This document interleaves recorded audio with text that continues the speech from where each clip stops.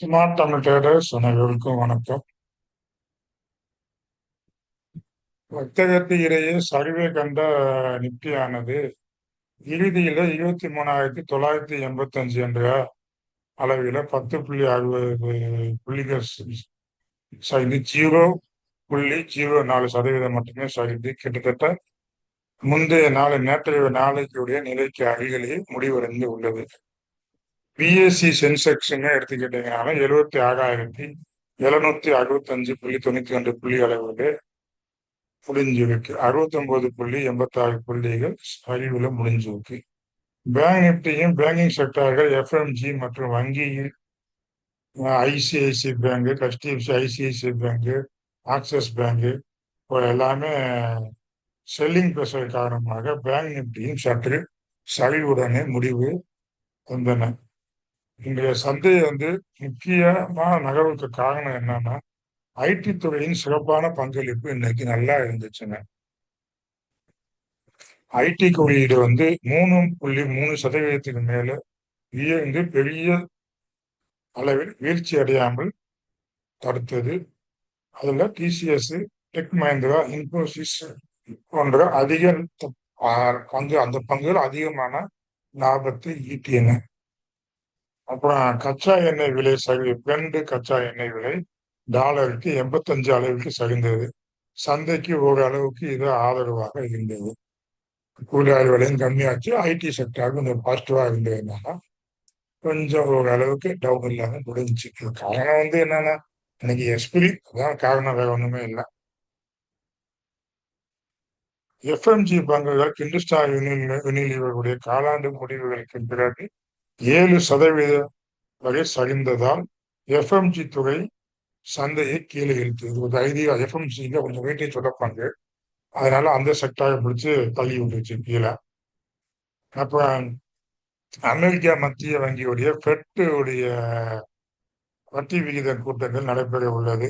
அதனால முதலீட்டாளர்கள் கொஞ்சம் கவனத்துடன் செயல்படுமாறு, அது ஆப்ஷன் பையர் கொஞ்சம் கவனமுடன் செயல்படுமாறு கேட்டுக்கொள்ளப்படுகிறது.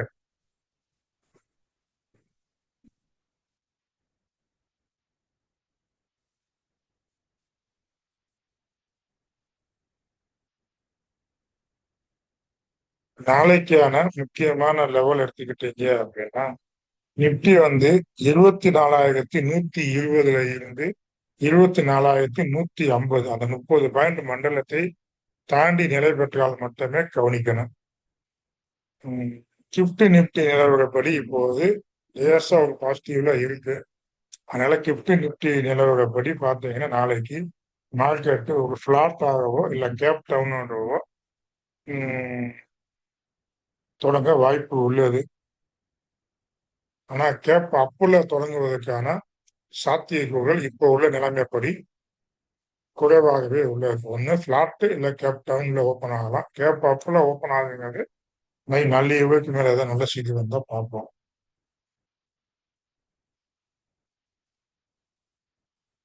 நிப்டியுடைய முக்கியமான சப்போர்ட் 23,865. இதற்கு கீழே போச்சுன்னா சந்தையானது இங்க மீண்டும் பவுன்ஸ் பேக் வருமானு பார்த்துக்கோங்க. அதே நேரத்துல 23,865 கீழே உடஞ்சிச்சு அப்படின்னா 23,825, 23,785, 23,750 இந்த லெவல்களே வரலாம். மேல ரெசிஸ்டன்ஸ் 120 180 அதை பிரேக் பண்ணுச்சு அப்படின்னா 165, 200, 24, 235 முடிய வரலாம். பேங்க் நிப்டிக்கு சப்போர்ட் எடுத்துக்கிட்டீங்க அப்படின்னா, அதே போல நிப்டிக்கு முக்கியமான ரெசிஸ்டன்ஸ் 24,120. இதை உடைச்சா மட்டுமே கால் ஆப்ஷன் போக்கஸ் பண்ணுங்க. அவசரப்பட்டு பாசிட்டிவ் ட்ரேடு எதுவும் எடுத்துக்காதீங்க. பேங்க் நிப்டியுடைய சப்போர்ட் எடுத்துக்கிட்டீங்கன்னா 56,575. இதுக்கு கீழே உடைச்சா அது கீழே 56,485, 56,390, 56,300 வரை செல்லலாம். மேல 57,045 ஒரு வலுவான ரிஜெக்ஷன் சோனு. அதை பிரேக் பண்ணணும். பிரேக் பண்ணுச்சு அப்படின்னா 57 140, 57 245, 57 335 வரை செல்லலாம். முக்கியமான ரெசிஸ்டன்ஸ் பார்த்துக்கோங்க 57,045. அப்புறம் சென்செக்ஸ் எடுத்துக்கிட்டீங்க அப்படின்னா சப்போர்ட் 76,415. அது பிரேக் பண்ணுச்சு அப்படின்னா 76,300, 76,200, 76,095. ரெசிஸ்டன்ஸ் 77,110 பிரேக் பண்ணுச்சுன்னா 77,215, 77,325, 77,400 வரை செல்லலாம். அப்புறம் டாடா பவருடைய காலாண்டு முடிவு சுமாராக தான் இருக்கு. மோர்கன் ஸ்டான்லி இதுக்கு 399 கொடுத்துருக்காங்க. அதே போல இந்த நிறுவனம் 2032க்குள்ள அணுமின் நிலையம் அமைக்க திட்டம் அறிவிச்சிருக்காங்க. காப்புராஜுக்கு ஒரு முக்கியமான ஒரு பாசிட்டிவ் செய்தி வந்திருக்காங்க.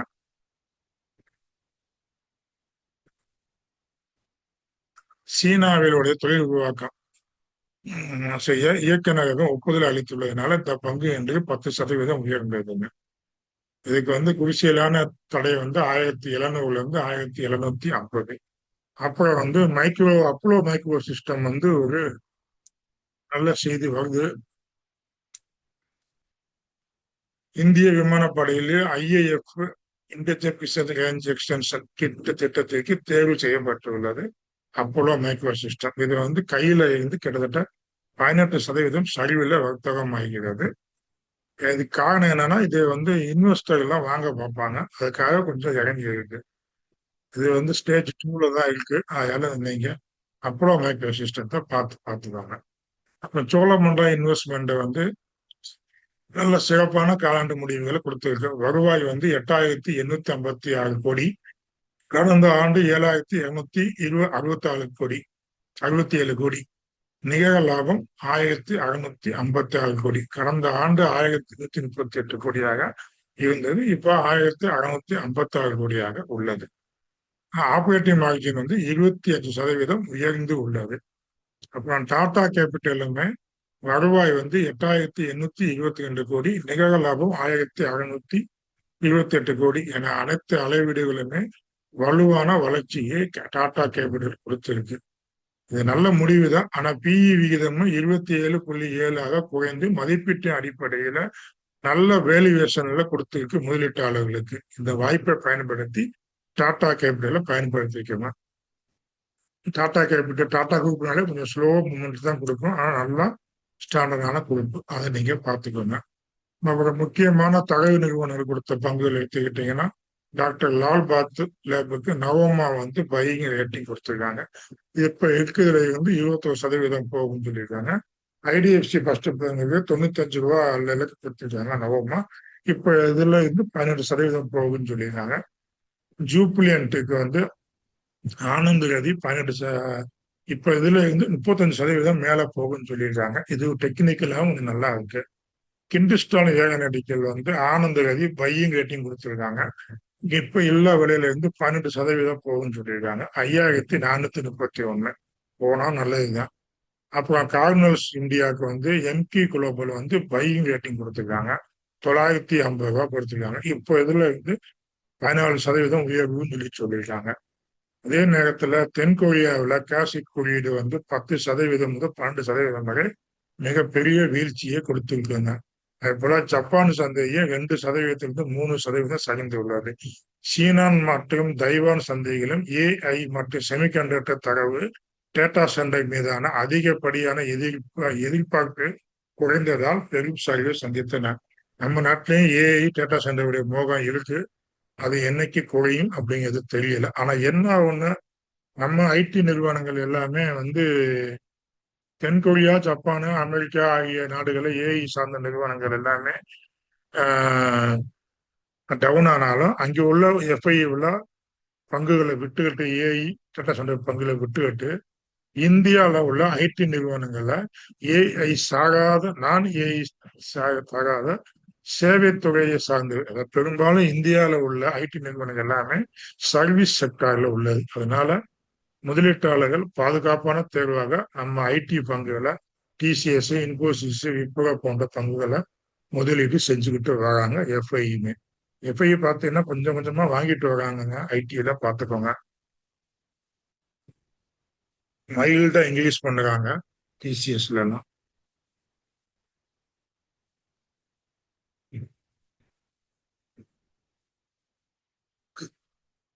இப்ப சார்ந்த நிலவரப்படி இது எப்பவும் உள்ள செய்தி தான். குருடு ஆயில் விலை குறைந்து இருக்கிறதுனால கொஞ்சம் இந்திய சந்தைக்கு சாதகமான விஷயம். தங்கம் மற்றும் சில்வர் வந்து அமெரிக்காவில் நடைபெறவுள்ள ஃபெட் மீட்டிங் எஃப்எம்சி கூட்டத்தின் முடிவுகள் வெளிவரவிருப்பதால் தங்கம் மற்றும் வெள்ளி விலைகளில் சற்று தேக்கம் அல்லது சரிவு காணப்படலாம். அதை நீங்க ஞாபகம் வச்சுக்கோங்க. ஈரான் இஸ்ரேல் பேச்சுவார்த்தை, ஈரான் மற்றும் அதன் எதிர்த்தரப்புக்கு தாக்குதலை நிகழ்த்தி வைத்ததுதான் நல்லது. பேச்சுவார்த்தை முன்னேற்ற ஏற்பட நல்ல வாய்ப்பு உள்ளதாக டொனால்டு ட்ரம்ப் தெரிவித்துள்ளாரு.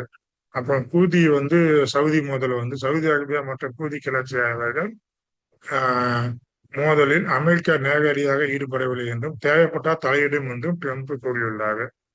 F-35 போர் விமானங்கள் இஸ்ரேலின் எதிர்ப்பையும் மீறி துருக்கிக்கு போர் விமானங்களை விற்பனை செய்து குறித்து பேசுகையில், நாங்கள் யாருக்கு ஆயுதங்களை விற்க வேண்டும் என யாரும் எங்களுக்கு அறிவுறுத்த முடியாது என டொனால்டு ட்ரம்ப் இஸ்ரேலுக்கு மறைமுகமாக பதிலடி கொடுத்துள்ளாரு.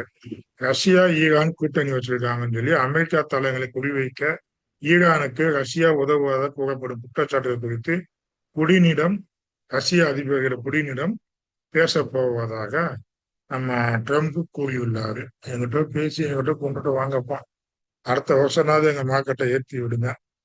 இந்த வருஷம் இப்படியே முடிச்சீங்கன்னா நாங்க நல்லா ஸ்டாக் எல்லாம் அக்குமுலேஷன் பண்ணிக்கிட்டே வரேன். இன்னும் ஒரு 6 மாசத்துக்கு இப்படியே போச்சுன்னா நல்ல நல்ல ஸ்டாக்ல அக்குமுலேஷன் பண்ணி முடிச்சிருவோம். அதுக்கடுத்து ஏத்துங்கப்பா, நல்லா இருப்பீங்க. எனக்கு அதான் நல்லது. நீ உங்களுக்கு எப்படிங்கிறத பார்த்துட்டு முடிவு பண்ணிக்கோங்க. ட்ரேடு பண்றவங்க ட்ரேடு பண்ணிக்கிட்டு இருங்க, அக்குமுலேஷன் பண்றவங்க அக்குமுலேஷன் பண்ணிக்கிட்டு இருக்கேன். இப்ப நான்லாம் வந்து அந்த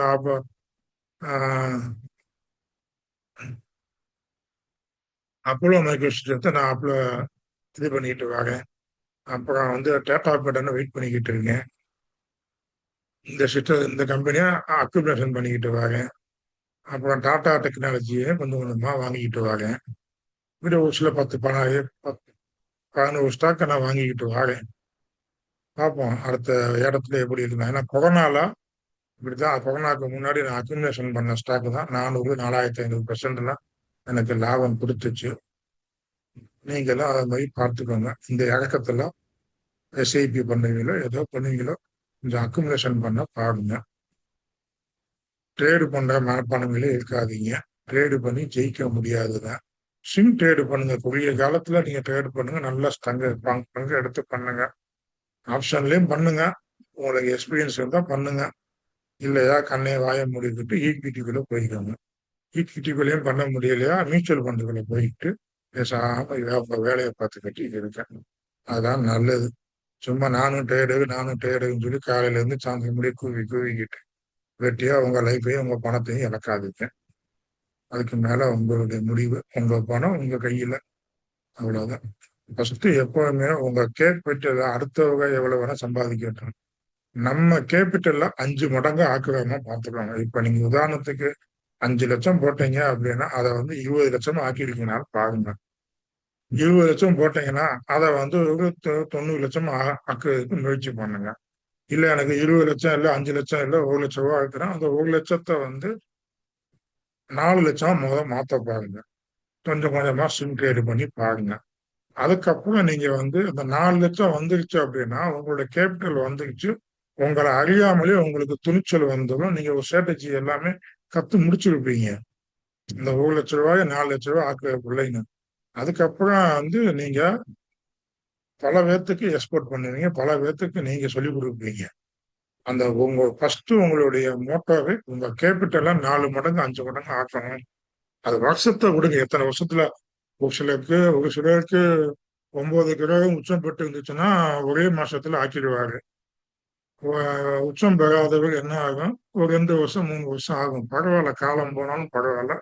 உங்க கேபிட்டலை 4 மடங்கு ஆக்குங்க.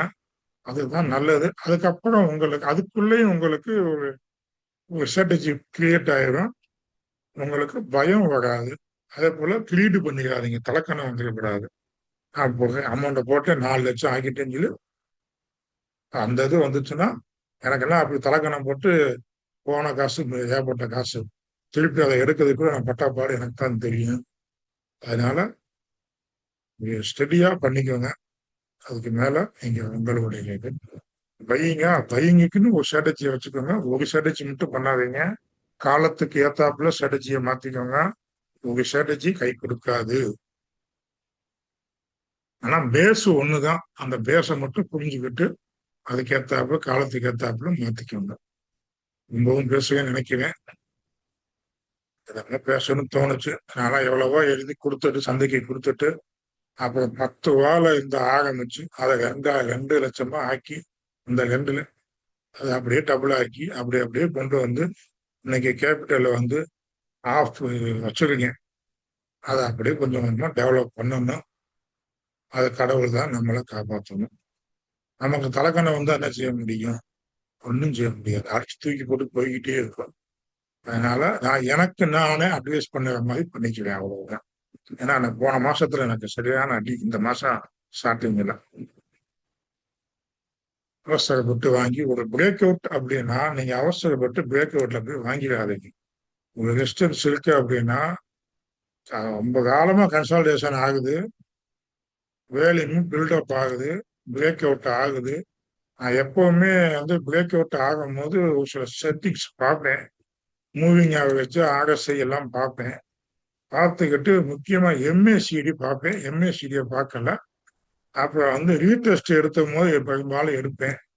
இந்த இடத்துல வந்து மார்க்கெட் வந்து ஒரு ஃபைக் ஆகும். இந்த இதை நான் கவனிக்காம விட்டுட்டேன். விட்டதுனால இந்த பிரேக் அவுட்ல பிடிச்சிட்டேன். இந்த ப்ராஃபிட்டை புக் பண்ணாம விட்டுட்டேன். ஒரு சின்ன வேலைனால போயிட்டேன். ஈக்விட்டி தானே சொல்லி அசால்ட்டா விட்டுட்டேன். அடுத்து இறங்கி கீழே வந்து போச்சு.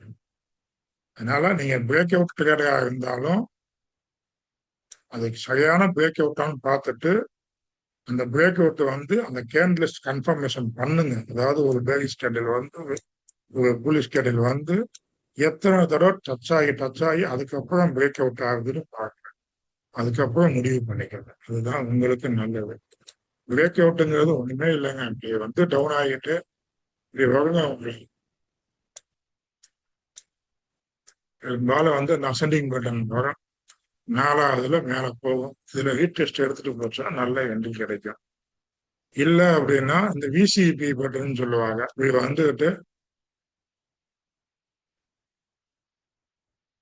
இப்படி இருக்கும். ஓகேங்களா? இது வந்து வெஜ் பட்டனாக எடுத்துக்கலாம். விசிபி பட்டன் அதாவது இதுக்கு முன்னாடி இந்த கையை விட இந்த கை லோவை விட இந்த லோ வந்துருச்சு. இந்த லோவை வந்து பிரேக் பண்ணாது. இந்த முன்னாடி உள்ள லோவையும் பிரேக் பண்ணாம அடுத்த லோ இருக்கும். அப்படி இருந்துச்சு அப்படின்னா அந்த ஸ்டாக்ஸ் வந்து நல்லா மேல போகும். அப்புறம் நம்ம எப்பவும் பயன்படுத்தக்கூடிய box pattern, tarot box pattern.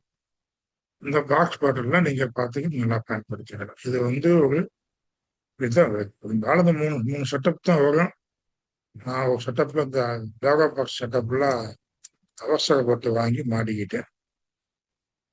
அதனால நீங்களும் பார்த்து அவசரப்படாம கவனமா பார்த்து பண்ணிக்கோங்க. சம்பாதிக்கிறதுக்கு கஷ்டப்படுவேன். நான் விடுறதுக்கு வித்தின் ஒரு செகண்ட்ல விட்டுருவேன். அதனால கவனமா பண்ணிக்கோங்க. வாழ்க வளத்துடன்.